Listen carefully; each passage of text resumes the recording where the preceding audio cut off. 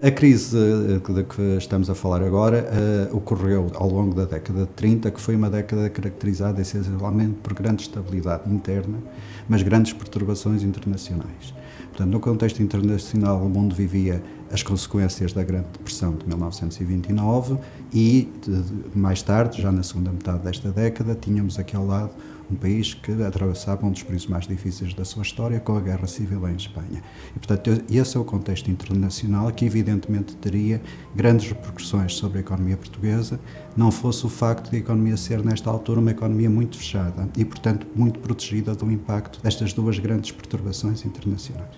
Pelo contrário, o contexto interno era um contexto de grande estabilidade ou de progressiva estabilização, quer do regime político, quer do regime económico. Portanto, nós estávamos a assistir à estabilização ou à institucionalização, se quisermos, do Estado Novo e a um conjunto de reformas que instituíam um novo quadro económico também.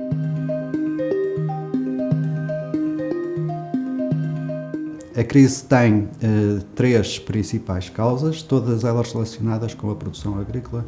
A primeira, que tem que ver com o esgotamento dos benefícios gerados pela campanha do trigo e, portanto, o fim dos excedentes que essa campanha originou. Depois, os efeitos adversos das circunstâncias meteorológicas que penalizaram todas as produções agrícolas em geral, mas em particular as dos outros cereais e a do vinho. E, finalmente, o facto de, em 1936, estarmos num ano de contra-safra na produção de azeitona e, portanto, o efeito também prejudicial sobre, ou a quebra natural, da produção de azeite. São essas as três grandes circunstâncias que se combinam num mesmo período para produzir então esta crise que é eminentemente agrícola.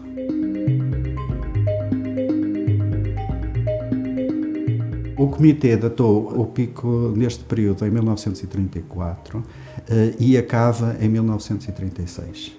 Portanto, nós fizemos, neste período, trabalhamos sobretudo em frequências anuais.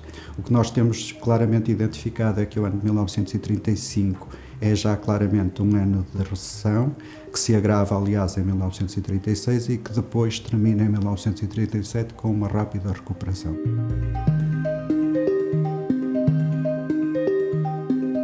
Uma das fases mais visíveis desta recessão, diretamente relacionada com o clima económico interno, é a redução do consumo privado. Há, porém, outras manifestações ou outros factos a ocorrer ao mesmo tempo que, de alguma maneira, até compensam esta redução do consumo privado.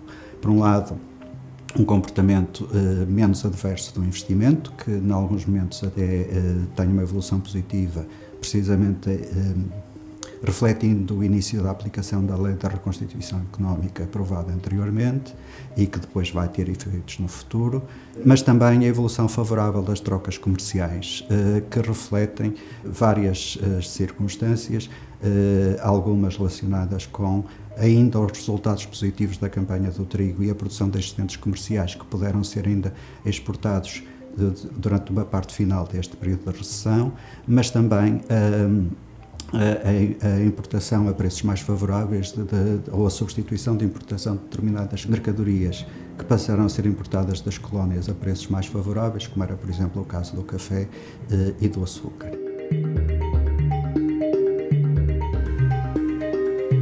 O que eu penso que é peculiar nesta crise é precisamente o facto de ela ter origem num conjunto de circunstâncias que cada uma delas por si só não teria provocado a recessão.